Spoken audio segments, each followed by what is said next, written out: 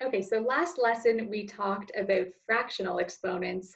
Today we're going to be going into how to deal with negative exponents. I think this will be your first time seeing negative exponents, but they're not too tricky. Okay, so negative exponents and reciprocals. This is lesson 4.5. So when we're talking about a negative exponent, we're talking about something that looks like this, where our exponent is a negative number.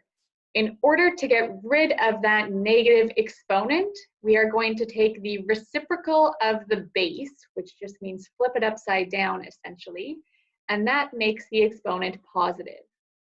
So remember, any number that is by itself is really over an imaginary one. So when I take the reciprocal of this number and flip it upside down, it ends up underneath a 1. This can also work if the negative exponent is already in a fraction like it is here. Again, in order to get rid of this negative exponent, I am going to take the reciprocal of this fraction. So what that means is I flip it upside down. That leaves me with x over 1 to the power of positive n, but any number over 1 is just itself, so we don't bother writing that in. So let's just walk through a few examples of what this would look like. I could have something like 4 to the power of negative 2. Again, to get rid of this negative exponent, I need to flip 4 upside down. So I'm going to, in my head or on paper, realize that any whole number is really over 1. So when I flip it upside down, I end up with 1 over 4.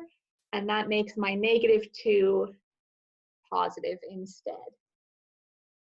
This can also happen if your base is already a fraction, instead of just putting it over an imaginary 1.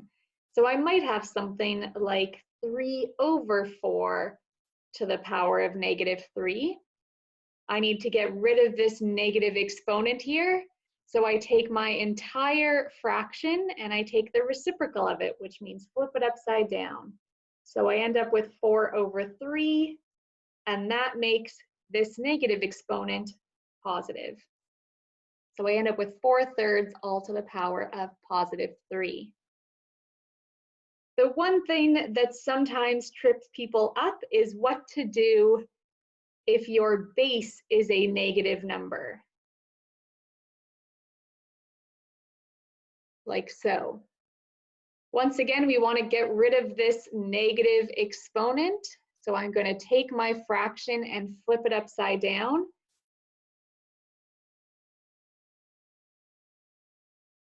And that makes my exponent positive. Now notice that it doesn't make my base positive. If my base is already negative, like negative 4 over 5, when I flip it, when I take the reciprocal of it, it's still a negative number. It also doesn't matter where I put the minus sign on that fraction. I usually just put it on the numerator, so whatever's on top, but it doesn't actually matter. But when we take the reciprocal, it is only the exponent that becomes positive, not the base. Okay. Now, if you are asked to then simplify something like this, we can use our rules that we learned yesterday. So let's look at an example of that.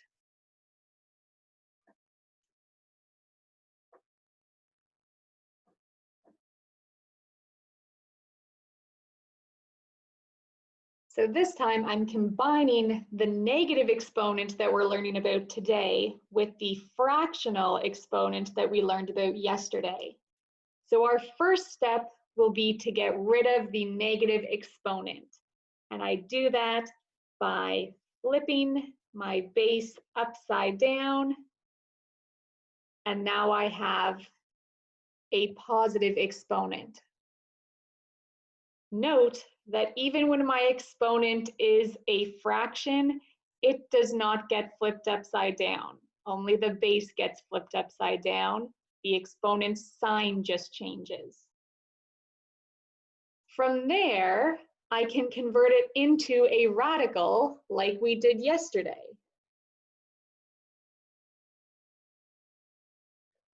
Sorry. So the base of my fraction, the denominator, becomes the index of my root. So I'm going to have a cubed root. My base goes underneath. Let me just keep it. And then it's all to the power of my numerator, 1, which doesn't actually change anything. We then learned, or were reminded, that if I have the root of a fraction, I can write that as the root of the numerator over the root of the denominator, like so.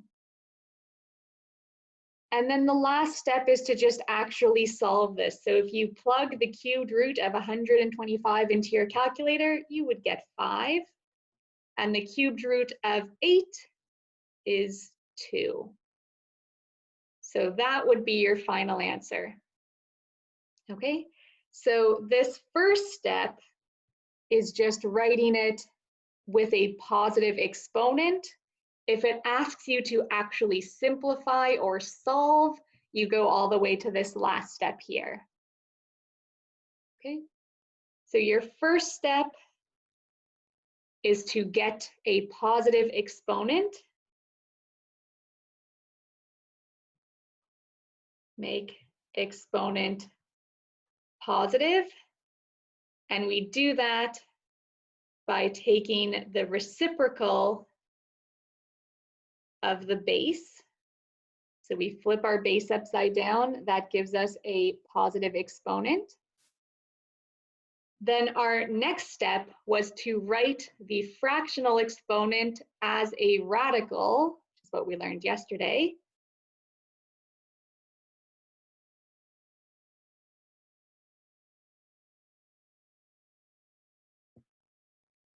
Write the fractional exponent as a radical, and then solve the top and bottom of our fraction separately.